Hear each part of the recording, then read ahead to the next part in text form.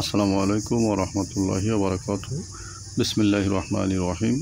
প্রিয় বন্ধুরা, আপনারা এই গাছটি তো দেখছেন এবং অনেকে চিনেই ফেলেছেন, অনেকে চিনেন না, অনেকে চিনে ফেলেছেন। এটা গাছটা একটা ডাল আমি ভেঙে নিয়ে আসছি গাছ থেকে আপনাদের পরিচয় করা দেওয়ার জন্য এবং দেওয়ার জন্য। এটা কিন্তু ন্যাগ্রোথ অর্থাৎ বট গাছ। ভালো করে চিনুন, ভালো করে দেখুন। অনেকে আমাকে বলেন অনেক সময় যে গায়ে গরমের সময় খুব যন্ত্রণা, গ্রীষ্ম বসন্তের সময় খুব যন্ত্রণা, শীত কি ঠান্ডা সবসময় অনেক গায়ে আপনাদের যন্ত্রণা করে। তো আপনাদের জন্য একটা কঠিন একটা ওষুধ দিয়ে দিলাম। এটা আপনারা যদি পারেন কষ্ট করে ম্যানেজ করে খাবেন ইনশাল্লাহ। কবিরাজি বই থেকেও আপনাকে আমি একেবারে ভালো করে প্রথমে স্ক্রিনে দেখাই দিছি, আপনি এটাও দেখে নিতে পারেন আর আমার মুখের কথা আপনি মেনে নিতে পারেন। ইনশাল্লাহ ব্যবহার করুন, সুফল আপনি পাবেন। আমি বললাম ইনশাল্লাহ। বহুত পুরনো বই আছে আমার কাছে, আমি এটা গোপন করে রাখি, কাউকে দেখাই না, তবে আজকে এটা দিলাম আপনাকে, একেবারে দেখাই দিলাম। আপনি নিজে ব্যবহার করুন, ইনশাল্লাহ গায়ের যন্ত্রণা আপনার থাকবে না। কিভাবে ব্যবহার করবেন? 100 গ্রাম ছাল নিয়ে আসবেন, বট গাছের ছাল নিয়ে এসে এই যে পাতাটা দেখুন, এটা কিন্তু পান পাতার মতন, এই পাতা এই গাছই আনবেন, এই গাছের ছাল আনবেন।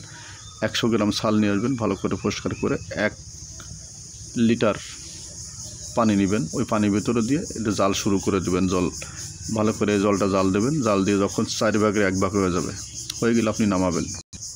নামানোর পরে আপনি বালতিতে পানি নেবেন।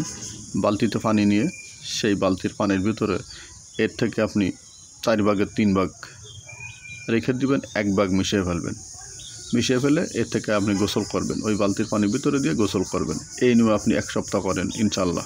1 সপ্তাহের মধ্যে দেখবেন যে আপনার গায়ে জ্বালা যন্ত্রণা কমে গেছে এবং বাকি যে অংশটুকু থাকবে আপনি প্রত্যেক দিন দুবেলা 2 চামচ করে ওই জায়গার থেকে রস নেবেন আর হাফ গিলাস দুধ নেবেন, গরুর দুধ নিয়ে ওর সাথে মিক্স করে আপনি খাবেন 1 সপ্তাহ। ইনশাল্লাহ আপনার গায়ে যত জ্বালা যন্ত্রণা আছে ইনশাল্লাহ কোনোটাই থাকবে না। কবিরাজি বই থেকে দিলাম, পুরনো বই, কোনো ভয়ের কিছু নেই। আল্লাহর উপরে ভরসা করুন, ইনশাল্লাহ খান। আপনাদেরকে আমি বললাম কবিরাজি বই থেকে কোনো ভুল কিছু দিই নাই। ইনশাল্লাহ কাজ হবেই হবে, ইনশাল্লাহ হবে, আপনি খান। অনেকের হাড় মচকে যায়, মচকে গেলে কী করবেন? এই বট গাছের ছাল নিয়ে আসবেন। ছাল নিয়ে এসে ভালো করে বেটে এই ছাল 2 পাশে পায়ের অথবা হাতের যেখানে মচকে যাক বা ভেঙে যাক 2 পাশে বেঁধে দিবেন। একটু শক্ত জিনিস দিয়ে বাঁধবেন, বেঁধে দিয়ে কয়েকদিন রাখবেন। এইভাবে কয়েকদিন, প্রত্যেক দিন 24 ঘন্টা পরে খুলে ফেলে এভাবে কয়েকদিন বাঁধবেন। দেখবেন ইনশাল্লাহ আপনার জোড়া এবং মচকা 2 সেরে গেছে। আর দিয়ে দেখুন না, ইনশাল্লাহ দেখবেন যে কাজ হবে। অনেকের পা ফেটে যায়, কঠিন ফাটা দিয়ে পার গোড়ালি ফেটে যায় কঠিন আকারে। বটের আঠা লাগাবেন, একেবারে পরিষ্কার করে প্রত্যেক দিন লাগাবেন, যে কয়বার পারেন লাগাবেন। ইনশাল্লাহ দেখবেন যে জীবনের তরে আপনার পায়ের গোড়ালি আর ফাটি নেই এবং সিজনও ফাটি নেই এবং কোনো সময় হবে না যদি আপনি নিয়মিত লাগাইতে পারেন। ফাটিছে পা আপনার, আপনি একবার লাগালেন আর কোনো দিন লাগালেন না, তা কিন্তু সারবেন। আপনি নিয়ম করে লাগান, ইনশাল্লাহ দেখবেন যে আপনার বিশাল উপকার হয়ে গেছে। নিয়ম করে লাগান।